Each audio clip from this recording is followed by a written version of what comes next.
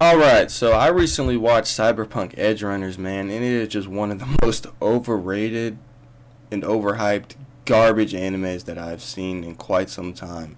Now, why is it overrated and overhyped? Because there's a bunch of casuals sucking this off on my anime list, as well the fact that this was Crunchyroll's anime of the year, man, and I just don't understand why. So this anime came out a few months ago, or maybe more than a few months ago at this point. So you may be asking, well, why are you covering this now? Why are you covering this now? Because I can.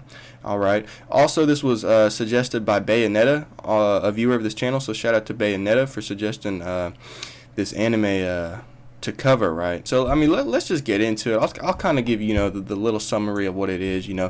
I guess it's set in the same city as Cyberpunk, the game, and I never played that shitty game. I'm sorry.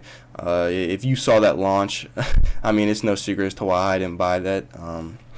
But this anime is literally, getting into it, man, this anime is literally when I talk about people being attracted to anime or being drawn into anime just because it has pretty color, flashy light, guys. Oh my god, look at the color. Like, this is literally the definition of what I'm fucking talking about, bro. Like, if you've seen the trailer, if you watched this, this anime has been out for a while, so I'm assuming the people watching this video have seen it, man.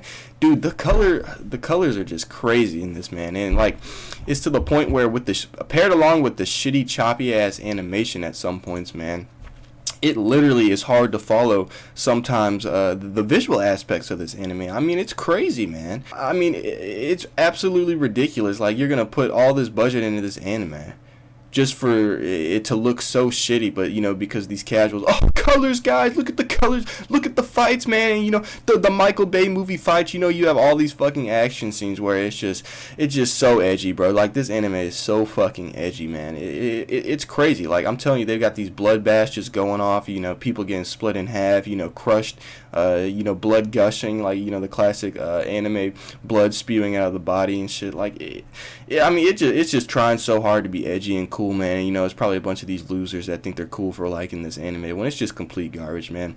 Also, another big thing is the fan service in this anime. I mean, my God, bro. I mean, I know there's a bunch of horny ass losers in the anime industry, but I didn't think it would cater this much, bro. I mean, holy shit. I mean, this cybernetic pussy that these losers are sitting here being off to. I mean, all these sex scenes and just nude scenes of these, these cyber women. Like, bro, go outside. Like, you motherfuckers are so pathetic, man. You're sitting here getting hard to these goddamn these cyber women. I mean, what is wrong with you motherfuckers, man? I mean, the amount of fan service in this anime alone is enough for me to just come out here and shit on it all. But of course, I'm gonna get into the plot, and boy, do we have a lot of problems with the plot. I mean, this anime is just full of a bunch of waifu for these losers, that care about, oh, dude, she's the best girl, she's the best girl, she's the best girl. She's not real, bro. Like, god damn, what is wrong with these niggas, man? I swear. But let's get into the plot, man, because as you know, plot is the most important, at least to me it is. So, we got a few characters in this anime we got to talk about, and we got a few storylines we have to talk about, because really there's no direction of there, just one storyline. Like, the main character David doesn't have a fucking goal. He just joins this crew because his mom dies like halfway through the first episode. By the way, that was just done so shittily, bro. Like, how are you gonna how are you gonna build up a character's death in half an episode, bro? We're supposed to be all attached to this motherfucker, right? And this David's mom is named Gloria, right? And Gloria is an EMT, but she also, we go on later to find out that she works with this crew, Maine's crew, which David would go on to work with later, right? And Gloria gets into a car accident when David's right there, and this traumatizes him because his mother's getting fucking dying in front of him. And this trauma team comes through. Basically, these medics, they come through and they're like, oh, she doesn't have the premium healthcare package, so we can't help her, right? Because I guess this is like even more corporate than America right now. The corporations like control has just skyrocketed. And I should also mention that Gloria is literally an EMT. Like, during her day job, she's an EMT, and that's what you think at the first episode. That's just what she does as her job. She lives in this shitty fucking place. But, come on later to find out that she's working with Maine's crew. It's like, why is How does she not have this much money? She's like, well, it looks like she's living paycheck to paycheck and shit, trying to provide for David. I mean, the laundry machine is fucking busted, but I guess she's spending all her money to put David in these classes with these rich snobs, and it's just dumb, man. I mean, I don't get it, but you're gonna tell me, going back to Gloria dying, you know, she's an EMT. You're telling me she doesn't have health insurance? Now, you might say, well, dude, this is a futuristic capitalist society. She just doesn't have the money or whatever. It's like, okay, but don't you think if she's living, or I mean, if she's working, managing dead people and saving or almost dead people every day, she would see the benefit in a premium insurance plan? You know what I mean? Especially if she's out here trying to provide for her son. I mean, that was just ridiculous.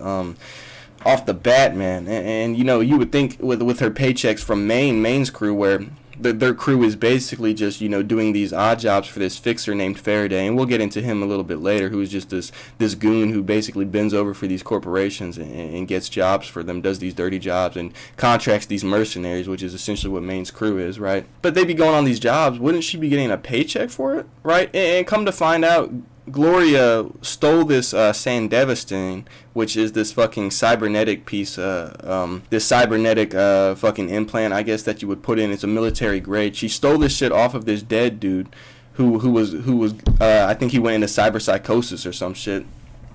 And cyberpsychosis is essentially where if you chrome up, you put a bunch of chrome on your body or whatever, you get more like fucking, you get hella futuristic chrome implants, right? You start to lose your fucking mind. You go into psychosis, but they call it cyberpsychosis, and when that happens, I guess you go and you become a cyber psycho, and you just start going crazy and killing everyone around you, right? I think this is what the first episode opened up with.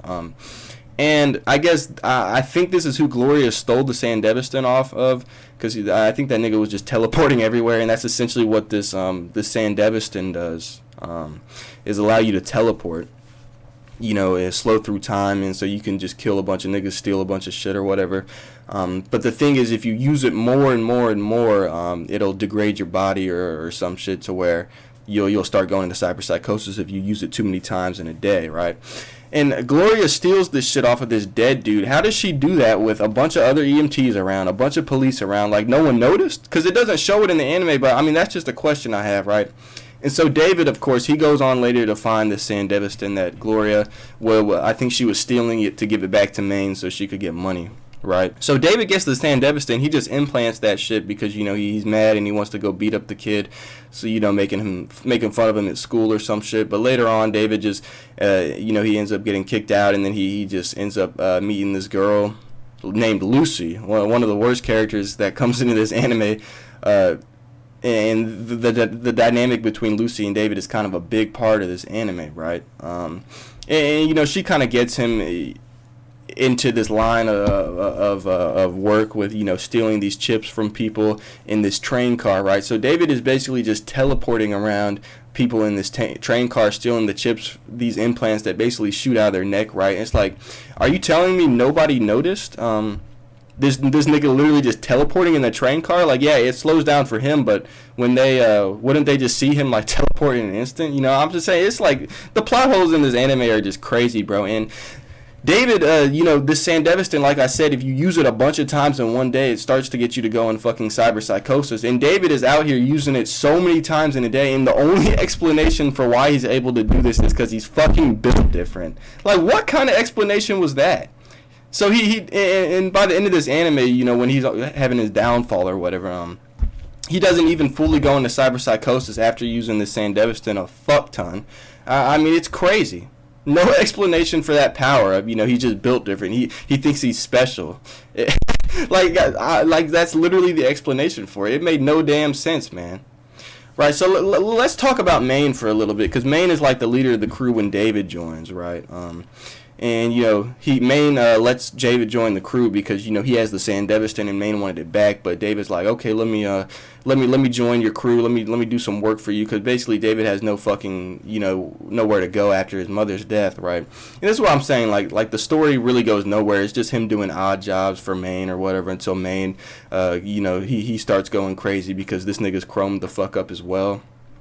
And the transition from Maine being a normal guy coming into, cyber psychosis was like literally in the blink of an eye. Like one episode he's fine, then the next episode he's just going crazy all of a sudden, man. Like it's crazy.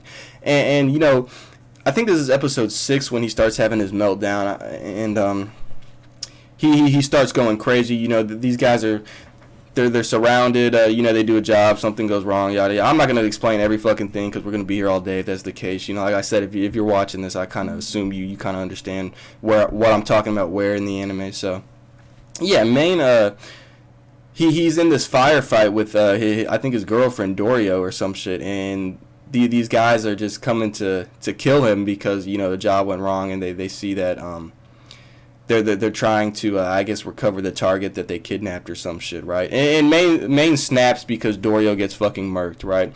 And that's when he fully goes into cyber psychosis. And then he just all he sees is red, you know what I'm saying? He just starts killing everyone in front of him, right? And dude, the plot armor in that scene was crazy as well. Like you have all these armed guards like decked to the teeth just shooting at them, but no one dies. Like the plot armor in general in this anime is fucking ridiculous. You'll have niggas in full on firefights just not getting shot or not taking any damage, wide out in the open. Like it's ridiculous, right?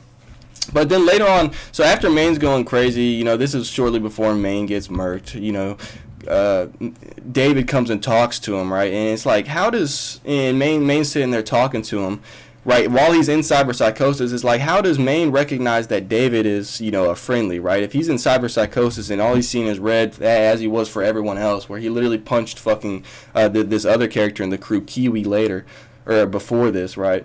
How does he just recognize David is cool? You know what I'm saying? Like David's is friendly, right? Like, come on, man.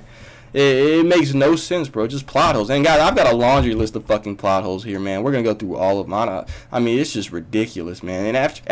And so Maine dies shortly after going into cyber psychosis, and this is another thing that traumatizes David. So after this is David and Lucy, and after this, David goes on to be the leader of this crew or whatever. And David, I think there's a time skip. It's not explained how fucking long this time gap is, but David is like all, he turns into like a Giga Chad, he chromes the fuck up even more. He gets built as fuck with all these metal implants, and basically he just goes to getting all, way more chrome into him before he previously did, even with the Sandebiston. And it's like, why did David think that was a good idea after seeing his friend Maine, go crazy before and go into cyber psychosis? Why would he think that's a good idea? Because he starts showing symptoms of cyber psychosis as well. And I mean, his girlfriend Lucy even fucking notices it, but she doesn't try to stop him or tell him not to do it. And then when they do, or later on, well, once he's exhibiting more symptoms, she's like, I think she's like, and some people as well, his fucking doctor that installs these implants are like, you need to lay off the chrome, man. And his explanation for this is, no, my mom and Maine still have more things for me to do. It's like, what does that mean, bro? It's just like the story, like what is the storyline? Like it takes a couple different directions, but ultimately there's no objective goal for David, and come to find out later on, David's just a pawn for this corporate group, or they're trying to make him a pawn to test this new cyberware called the cyber skeleton or some shit, right? And Lucy finds that out prior to David actually entering the cyber skeleton. But it's like, why didn't Lucy just tell David that Arasaka had planned to use him for the cyber skeleton? You know what I mean? So later on, when he just conveniently ends up in a truck with his crew, with the cyber skeleton, install sitting right in front of him, maybe he would have some suspicion as to why he just conveniently ended up at the right place in the right time for him to install the cyber skeleton. You know what I mean? Like, why would his girl not tell him that shit? You know what I'm saying? Like, there was no reason for her not to, and she's out here trying to, eliminate the people that are investigating the cyber skeleton. When if she had just told David that they could have done it together and avoided this whole fucking mess of David trying to, or rather get the cyber skeleton implant, right? I mean, it makes no damn sense, man. And this guy Farady, like I mentioned before, this guy's the fixer who kind of has been handling the missions for their mercenary group, David. That's why when they go on these missions, Faraday is usually the one that contracts them, and they he offers them the big payday or whatnot. And that's what David is doing once he ends up in the back of this truck with the fucking cyber skeleton. But Lucy literally is captured by Farady, and Faraday's on the phone with fucking David telling him, yeah, I've got your bitch right here, I got my foot on her neck and shit, like pissing him off, right? And he wants him to use the Farady, or he wants him to use the cyber skeleton, because that's what these corporations have paid him to get David in the situation where he has to use the cyber skeleton, right? Does Farady not think later on that after he's out here, humiliating his girl, why would he not, or capturing his girl, why would he not, did he not think that David would come back to try and kill him, which he does try to come back later on and kill him, like, right? Like, what was that shit, bro? And if Lucy, once Lucy is kidnapped by Farady, there's a moment where she breaks out of her fucking restraints, right? And literally has an opportunity to kill Farady, the guy who kidnapped her, but doesn't do it, right? And it's like, why, if she could break out of her her restraints that easily, why didn't she do it before David got in the cyber skeleton? You know what I'm saying? Like, it just makes no sense, man. Fuck, man. I know I've got a lot of points here, guys, but these are all my problems with this anime. I have to provide these facts and spit these facts as to why this anime is trash. I mean, it's just so bad, and people that like this, maybe I can understand if you don't, go back and reanalyze it and to think about, maybe, that plot didn't make sense, man. But it's like, it's just trash, man. If she had literally just told David to not put on the cyber skeleton, or if she had just killed Farady when she had broken out of her restraints, that literally would have prevented the whole ending sequence where David has to go to the Arasaka headquarters because Lucy is there with Farady, right? And he has to fight Adam Smasher, this other cyborg dude. It's just like, bro, you could have prevented the whole fucking ending sequence where David ends up dying in the fucking dirt like a little bitch. And it's just like, what was the point, bro? If you could have just killed the main bad guy right there, you could have skipped town or some shit, man. It's ridiculous. Also, the character Rebecca, if y'all know who I'm talking about, she was fucking terrible. Just some edgelord who just maniacally laughs when she's mowing down a bunch of people. Nothing cool about her whatsoever. Just fucking edgy, man. Terrible character. And getting into the ending was so shit, man. It was lackluster and underwhelming as fuck. I mean, David dies like a bitch against Adam Smasher. He's just there to save Lucy. It was just so anticlimactic, bro. Like, he just fucking he dies by Adam Smasher, barely puts up a fight, and he saves Lucy because, their friend Falco or whatever drives her away. And the ending is literally Lucy just going to the moon alone because that's what she told David, and like when they first met, that her dream was to go to the moon. So like, what the fuck was that shit, man? Like, so was Lucy the main character this whole time? Because she has a goal set up, but it's like going to the moon was just like an offhand fucking comment by her. It wasn't like, was that the whole fucking the goal for the whole story, to get Lucy to the moon? Like, it makes no fucking sense, bro. If you like this anime, I just don't. What's wrong with you, man? Fuck. And don't get me wrong, this anime isn't as bad as like, Naruto or Bleach or some shit, but I mean, it's still bad. And if you like this anime, if you really do, you can like it, man, but at least admit it's garbage. Because don't come in here and try to be like, dude, this anime is really good, I like it, but it's actually really good. It's not good. But if you like garbage, just say that, man. You don't gotta fake that shit. Like, fuck, man. Like I said, the animation is literally so dog shit. It's choppy as fuck compared with the Flash. And when it's paired with the flashy lights, man, it's hard to even see, some of the shit that's going on the screen. I mean, the story, has no idea of what it's trying to fucking do, where it's trying to go. And ultimately, this should have never won Anime of the Year with this amount of plot holes and garbage writing. I mean, the characters are all lackluster. I mean, there's no depth, no attachment to any of these motherfuckers. When they die, it's literally just so sudden, and they think it's we're supposed to be affected by it. Like, no, it's so shit. All the major deaths were trash. I mean, the only good thing I can really say about this anime was some of the music was good, but when you have a composer like Akira Yamaoka, the guy who made the Silent Hill music, of course it's bound to be good. But so don't get me wrong, this anime is, I mean, it's better than some, but it's better than the average garbage shonen, but it's still garbage, man. Like, and if you really want a sci-fi anime, man, let me give you some put-ons. Go watch Ghost in the Shell or some shit. You see what I mean? You could watch Ergo Proxy, or just these futuristic anime that are do it way better. They do these fucking goddamn these storylines better. They make more sense, and they don't just waste your damn time with all this this bullshit. I mean, like, it's literally just do this mission, do that, do this, and then it end up just with an underwhelming ass ending, man. I mean, I know I explained a lot of those plot holes, guys, but I had to, because that shit just made no fucking sense. And these idiots are going, well, dude, you don't provide any reasons in your video. I provide reasons in every of my videos. I just spit all the facts as to why I don't like this anime, all the plot holes. Most of those were plot holes, what I was talking about in the majority of this video, man. So if I left out anything that, for the guys that have seen this anime, do let me know in the comments, man, because this anime is just so trash, and it never should have won anime of the year. I mean, absolutely fucking pathetic, bro. I mean, you could have watched a good sci-fi series like Evangelion or some shit, but no, you wanted to sit here and watch Cyberpunk.